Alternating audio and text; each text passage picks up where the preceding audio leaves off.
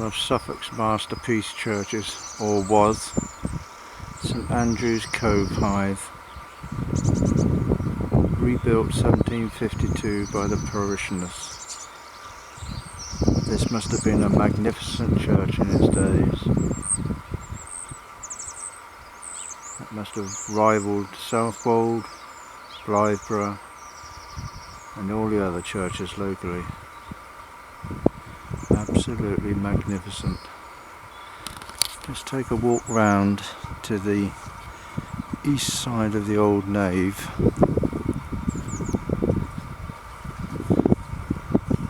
Farmhouse beyond Covehithe.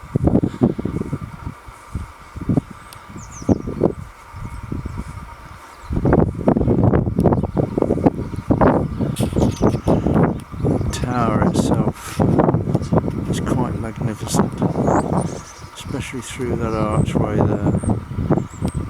The tracery of the windows,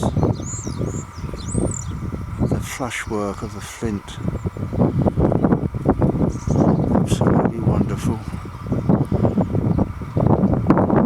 We're so lucky in Suffolk to have all these churches like this, even the ruins. A couple of geese going over, just going over the farm there.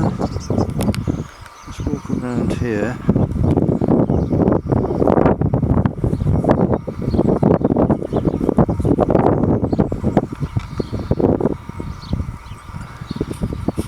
And again the tower through that arch. Wonderful.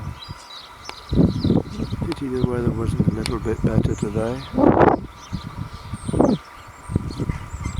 I believe that Time Team had been over here at some stage doing some excavation work. Of course the ruins were from the medieval days of the wool trade. Can't remember which king it was now that made the parishioners make the church smaller, wanting more profits from the area because of its wealth. And the parishioners said enough is enough. But we've got some crows and jackdaws, pigeons, gulls, roosting I suppose, and some little alcoves here.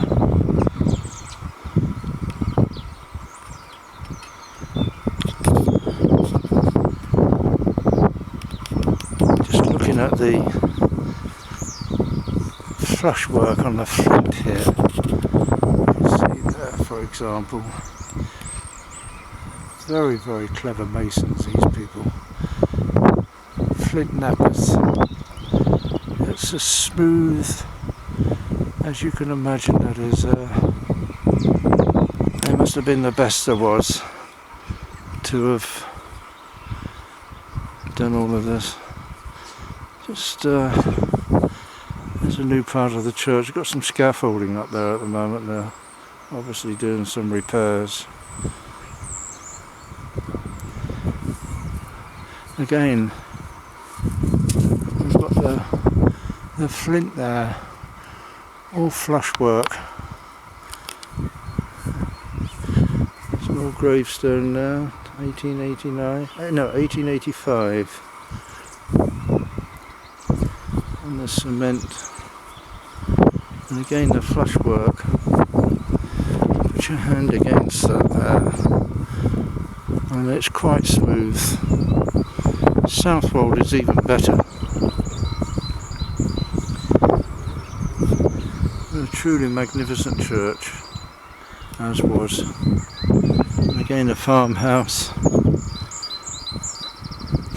suppose in a few years' time the sea will have encroached this, because just beyond that hedge and the next hedge down is the sea, and we are in this area of Suffolk where unfortunately there's so much erosion that there can't be much left of this cliff and area in 30, 40, 50 years time.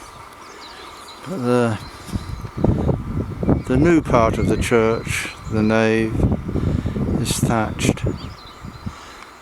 And there's not too many of those churches left these days. We have a few in Suffolk, more in Norfolk.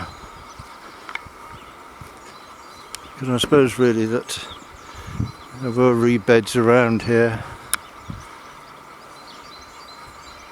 And it'd have been so easy to get hold of the reeds in those days. Porch there. Looks as if it's got some sort of Tudor brickwork on there, and the tower itself rising very high. It must have been a landmark for all the fishermen all those years ago. And just go over here to the war memorial, because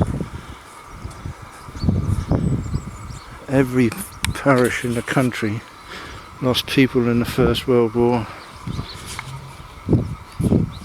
And it says this cross was erected by the parish to the glory of God and in memory of Herbert Eagle, Richard Brabham, Frederick G. Walker, Frederick W. Marshall, who gave their lives for their country in the Great War, 1914 to 1918. That just about sums it up.